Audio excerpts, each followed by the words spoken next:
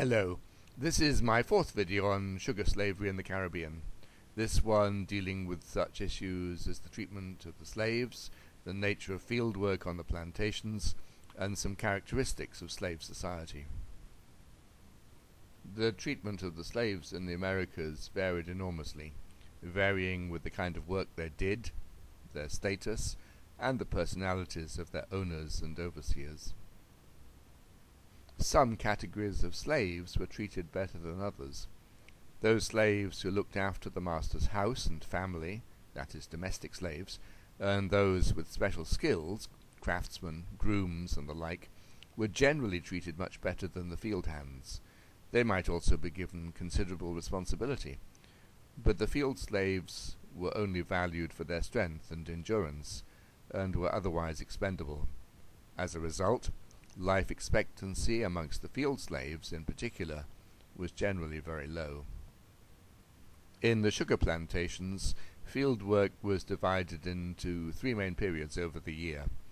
The most arduous was what the West Indians called crop.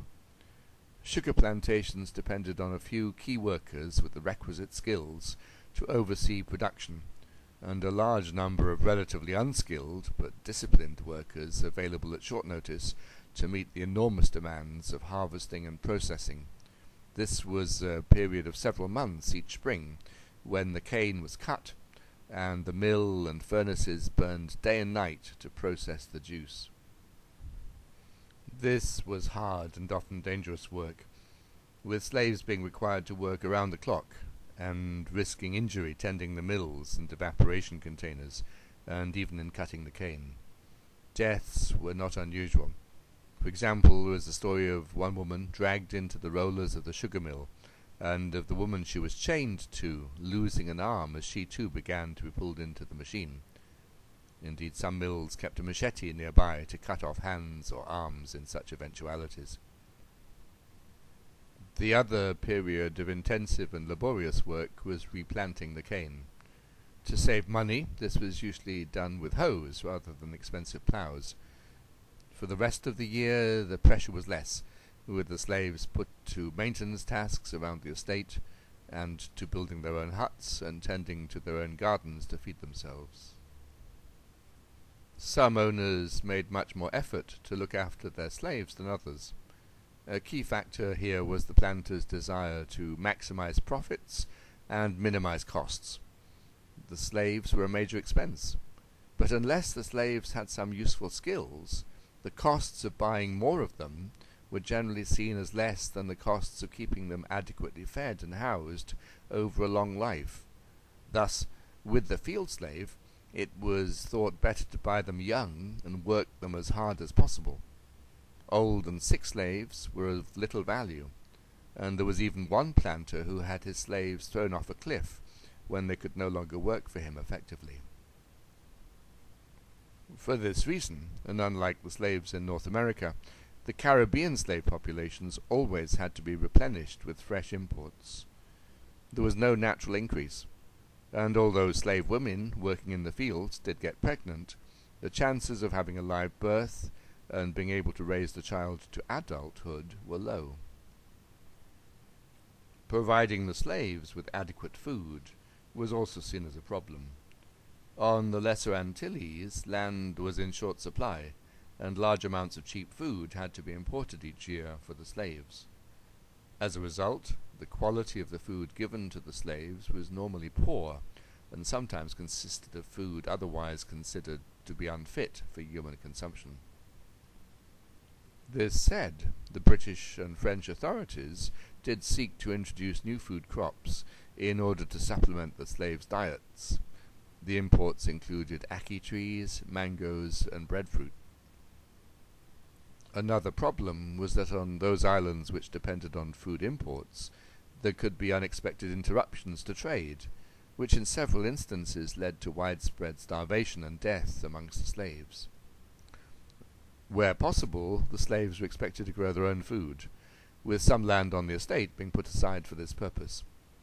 Even this was not always enough, however, as on Jamaica, where devastating hurricanes destroyed so much of the slaves' crops in the 1780s that 15,000 slaves starved to death. Although seasoned slaves worked at least partly by force of habit, there was always the threat of coercion.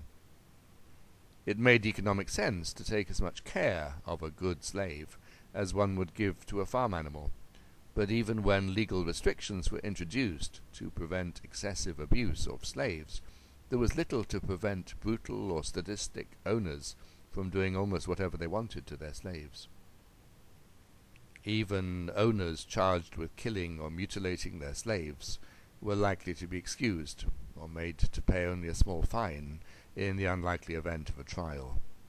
Whipping and mild torture, such as the application of the thumbscrews, were often used to get slaves to work, and insolence, violence, escape, or mutiny on the part of the slaves were generally savagely punished, including execution, even in some cases by being burnt alive. The sexual abuse and rape of female slaves was common. Ultimately, for all slaves, his or her life was not their own. Caribbean societies were heavily stratified in terms of caste and class. Although the different islands had their own distinctive characteristics, all conformed to the same general pattern. First, there was a clear dividing line between slaves and free. Secondly, amongst the free, there were distinctions of race and class, notably between free whites, mulattoes, and blacks, and between rich and poor whites. Amongst the slaves, there were major distinctions between domestic and field workers, between the skilled and the unskilled, and between those newly arrived from Africa and those born in or well habituated to life in the Caribbean. It is possible that during the course of the 18th century, stratification by colour became more pronounced, and wealth comparatively less important as a status marker. This negatively affected those free mulattoes who were relatively wealthy. All of the plantation societies had large numbers of individuals of mixed racial background, with white fathers and willing or unwilling black mothers. Although it was easy for white owners to rape their female slaves, many evidently sought much more stable relationships with women who effectively became their concubines. Many of these women and their children were well treated, and some richer white fathers not only released these children from slavery, but also sent them off to their own homelands to get a good education, and bestowed wealth on them, either directly or in their wills. Good treatment of children of mixed race was particularly common in the non-English colonies, and they became a significant and often wealthy segment of society.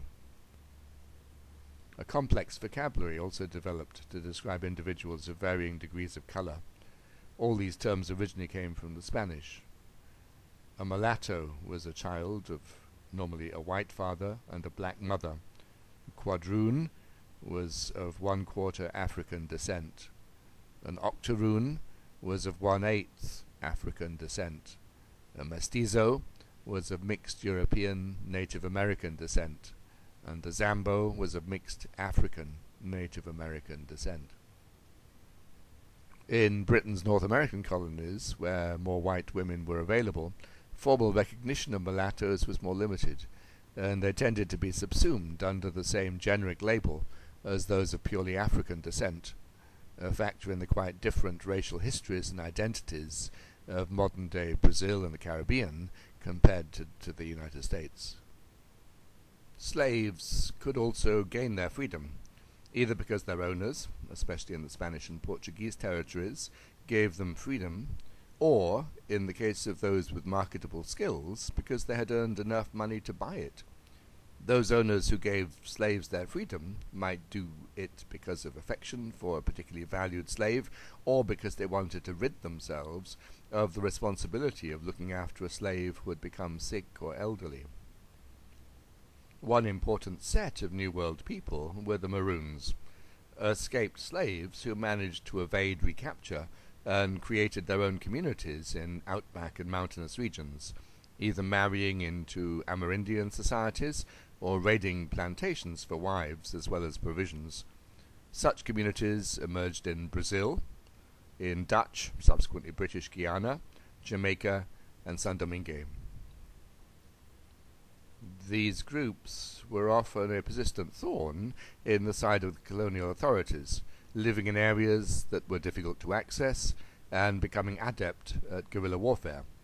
They were very difficult to suppress, and the Dutch and the British eventually decided to negotiate with them as de facto foreign states, acknowledging their independence and trading supplies for assurances of no conflict and even of no help in catching fresh runaway slaves.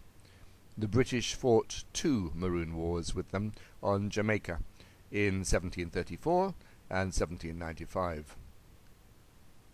I will talk about slave rebellions in another set of videos, but let me mention them briefly here. To make an obvious point, large-scale plantation slavery was enforced by coercing the slaves, but that coercion in turn generated an undertow of resentment and bitterness by the slaves towards the planters and towards white society in general. Heavily outnumbered by the slaves, many whites in turn lived in fear of insurrection by the slaves and an explosion of their pent-up frustrations into savagery. As one French commander in Saint-Domingue remarked in 1783, living in a slave colony was like walking on barrels of gunpowder. 2 further points. Many whites also feared that the mulattoes would at some point make common cause with the black majority and lead them in insurrection. But in the French territories at least, notably Saint-Domingue, the antipathy between the mulattoes and the blacks was too strong to make this possible. Secondly, apart from in what became Haiti, all slave rebellions were actually unsuccessful. Finally, let me talk briefly about culture and religion. The slave communities which developed in the Americas had their own, often distinctive cultures.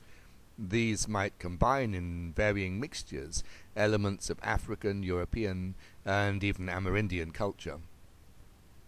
The slave owners normally gave new slaves European names and expected them to adopt elements of European culture, but they did not superintend all aspects of the slave's cultural creation in the New World. Planter attitudes to the preservation of indigenous African culture varied.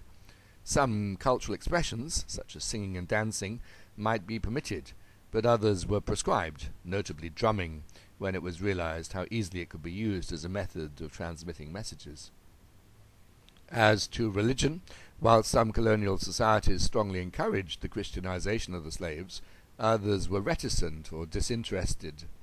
In the Spanish and Portuguese colonies, it was assumed that everyone, including the slaves, would be Roman Catholic.